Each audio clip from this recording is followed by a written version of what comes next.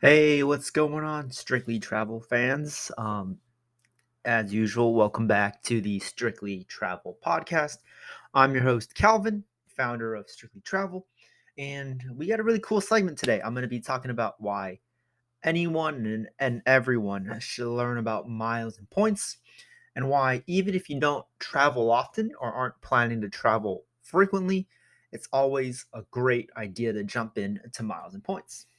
As you know, I'm a big fan of miles and points. You can check me out on Instagram at strictly_travel or on strictlytravel.com. That's where you'll find my blog. I post a lot of great information on how to maximize miles and points. And unlike some of the other guys out there, I do not get paid by credit cards. So I'm 100% transparent, and I do not have referral links that will earn me a commission and so forth. So you feel free to check us out. That being said, let's jump right in. So miles and points are extremely valuable, right? Just imagine wanting to fly from the United States to, say, Japan. A round trip economy ticket could cost you anywhere from 600, 700 if you're lucky, to over $1,000. Times two, if you're going with a significant other, that's easily $1,500 to $2,000 just on flights alone. Well, say you have a credit card, you signed up for maybe a Chase Sapphire, an American Express card, you'll have points that you earned from the sign up bonus. In addition, if you just use that card regularly for everyday expenses instead of using your debit or cash, you'll be earning extra points. And you can most likely take about 60 to 70,000 points to get yourself a round trip ticket that would have cost you out of pocket at almost $2,000. And this is kind of where the value of miles and points really is. It's you're earning something without doing really any additional work. You just have to abide by, several key rules, which rule number one, never carry a balance, never pay interest on the credit card. You carry a balance, you'll pay interest. And at that point, you're losing money, you're not getting anything. So don't carry a balance, don't pay interest. Rule number two, always, always, always refer your significant other. If you don't have, if you neither of you have a card, it's okay to use, a sign up link you found somewhere else. But once one you or your significant other has a credit card in the family plan that you're looking for, refer each other. You'll earn extra bonus points. It's a great way to earn, an extra 10, 20,000 bonus points, sometimes even 40. And it's really a great way for you and your significant other to really build that moat of points that you are able to use for travel. Um, in addition to points helping you save money on flights, you can also transfer points to hotels or earn points, hotel points via a co-branded credit card.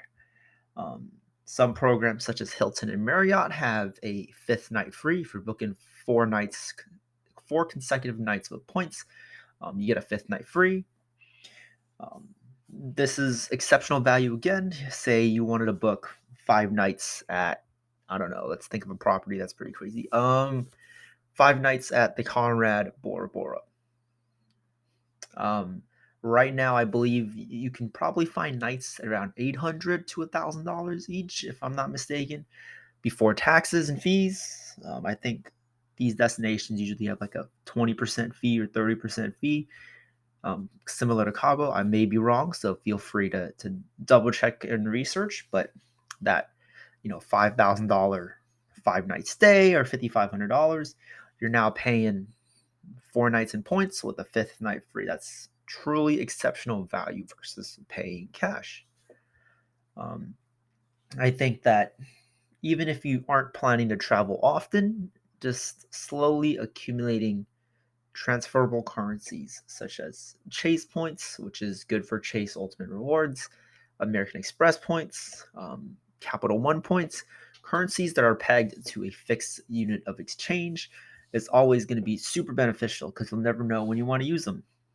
If you're just starting out, trying to learn the ropes, I definitely recommend you to learn a little bit more about Chase points and get into them. I think Chase points are and Chase Ultimate Rewards are one of the most straightforward programs. Um, because you are able to redeem the points in the Chase travel portal, so you don't actually have to always transfer to other airlines. With that being said, the more you learn as you keep going on, you're going to learn about sweet spots, how to use, Air Canada's Aeroplan to really book cool flights. Virgin Atlantic, you might be able to learn how to use Virgin Atlantic to book some of the world's best flights. It's truly going to give you a leg up to those who are just strictly paying with cash. The reason why I feel like not everyone wants to get into miles and points is that it's not easy. It takes a good amount of work, takes a good amount of research for you to find, the flight that you want, the type of travel that you want. But I think at the end of the day, it's truly rewarding for you to be able to have that opportunity to explore, to go out, to really not only see the world, but see the world, travel the world on a very budget-friendly method. For example, I'm going to be going to Europe shortly. I was able to book flights, a business class flight using Air Canada's Aeroplan for Jen and I. We'll be staying in Italy, at the Park Hyatt in Zurich, in Paris, all on points. Or most of it's all going to be on points. So our out-of-pocket costs are going to be very minimal when it comes to the flights and the accommodations, which allows us to really not only save money, but also spend a little more, splurge a little more if we want to go out to eat at a different place, maybe a nicer place.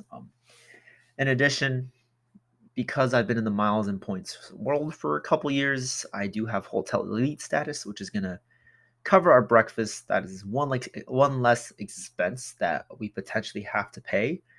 I don't plan on eating breakfast at the hotel every day, unless they have a really great restaurant. But if it's there, why not take advantage of it, right? So I'm definitely going to be eating at the Park Hyatt restaurant, and then the others we'll kind of play by ear.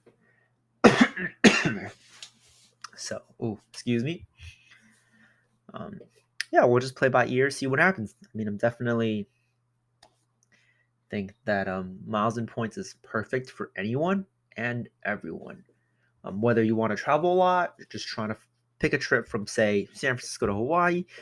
There's no one size fits all approach, but with miles and points, it's sort of available for everybody to take advantage of. So with that being said, thank you so much for listening. I hope to see you guys around.